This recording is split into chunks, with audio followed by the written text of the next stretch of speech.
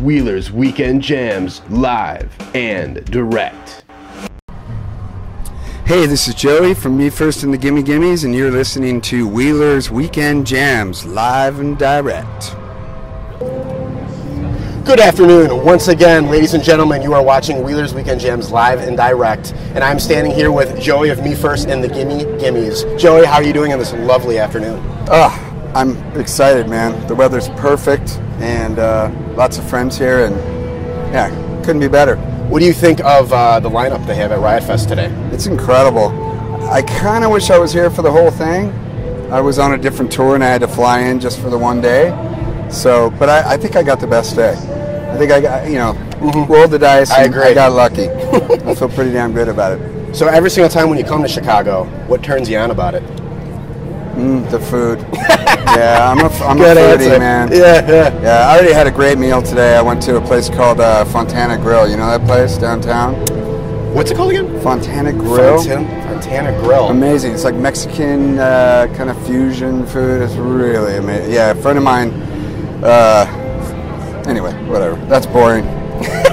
Boring stuff. But yeah, food. I like the food here. Interesting. Yeah. So you guys just came out with your album Divas, and who idea was it? Why did why did Spike dress up in drag? We've done drag before. We had a record called Drag, and I guess we're just not afraid of that kind of stuff. I was a little disappointed that I didn't get to dress up in drag, you know what I mean? That's what I'm saying. Why did he just kind of like divas? Shouldn't we all be divas? I gotta wear a tuxedo. I hate wearing tuxedos. Fuck. The band's a strange band. I mean, we throw themes around all the time. We've done quite a few records, and it gets more and more difficult, but there's, a long list of the back burner ideas, that come forth, and it's kind of like every time we do a record, a bunch of ideas come forward from that backlog list, and this time Divas popped up, and everybody went, yeah, let's do that. And Spike got to get all pretty and stuff, and yeah, it's weird. Yeah, we like it weird. It's good. Weird is good. Yeah. Is now I would say this upcoming generation with EDM music, and now everything's download this, download that. I like having the physical copy of music. I don't know about you. Yeah. Your opinion on the whole upcoming new generation of technology with music, and what are your thoughts on it? Well, as far as digital goes, I think that there's nothing, no other digital format than straight digital that matters, because ultimately those files end up on a device where they have to be digital. Yeah. The question is whether people are going to get on board with like the higher resolution files, like Neil Young's so badly trying to get people into. And I'm totally okay with digital. I mean, recording studios I work in, predominantly everything ends up digital, and it's predominantly a digital process. So as long as the files are really high res, they sound fine. That said, I'm a vinyl fan. I've been collecting vinyl my whole life, and I'm totally okay with digital as long as there's vinyl.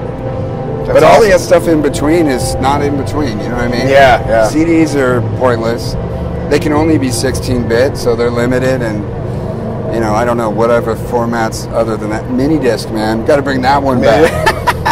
I really just like holding out for 8-track to come swinging around again. I was just going to say cassette tapes as well, just until it totally I play wears out. all my solo stuff on a cassette. I do. I still do it. They love it in Malaysia. It's crazy. Oh, wow. It's kind of funny. Yeah. Well, they sound good. Yeah, still to this day. There's a huge controversy going on right now. I mean, I find it pretty important. But Gene Simmons of Kiss says rock and roll's dead. Your thoughts on that? I mean, I think that in almost any era you can say that, because it's a relative thing. I think that those kind of blank statements or blanket statements are kind of, it's slightly self-indulgent to say something like that, because you have to remember there's people that are of different ages, and something like rock and roll means something different to anyone. I understand that, relatively speaking, that some people say things like that because they feel like their generation, their thing has been lost. Yeah. But I think it's a fairly narrow-minded thing to say. Hey, I mean, Gene Simmons, you know. I think that guy's been living pretty far from reality for a long, long time. Yeah, he's just a businessman now. Just saying, you know. Yeah, or always was. Who knows? Yeah, always was. Exactly. Not that I didn't dig Kiss when I was a kid, man. Or, you know, I still love those old records, but yeah, I don't really buy into that kind of stuff. Yeah. Well, one final question I have to ask you. If you had to compare your band to a movie, what movie would it be and why? Ooh, probably the Rocky Horror Picture Show. I think that's the closest thing. Tim Curry? Yeah, okay. Tim Curry for sure. Definitely. Well, there you have it, ladies and gentlemen. Rocky Horror Picture Show.